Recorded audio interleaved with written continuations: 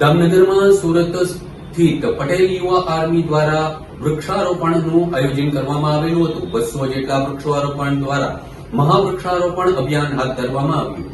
દામનગરમાં સુરત સ્થિત પટેલ યુવા આર્મીનું વૃક્ષારોપણ અભિયાન હાથ ધરવામાં આવેલું હતું। દામનગર શહેરની શ્રી વૈજનાથ નગર સોસાયટીમાં વૃક્ષ ઉછેરની મહત્તા સાથે વૃક્ષારોપણ કરાયેલું હતું। 200થી વધુ વૃક્ષોને પાંજરા સાથે ઉછેરવાની જવાબદારી સાથે વૃક્ષારોપણ કરવામાં આવેલું હતું।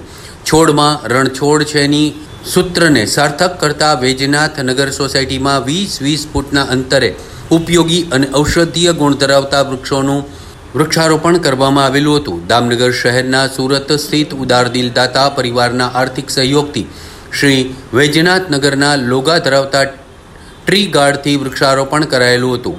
વૃક્ષ રક્ષિત રક્ષિત, વૃક્ષની જે રક્ષા કરે છે તે જ વૃક્ષ સૌની રક્ષા કરે છે।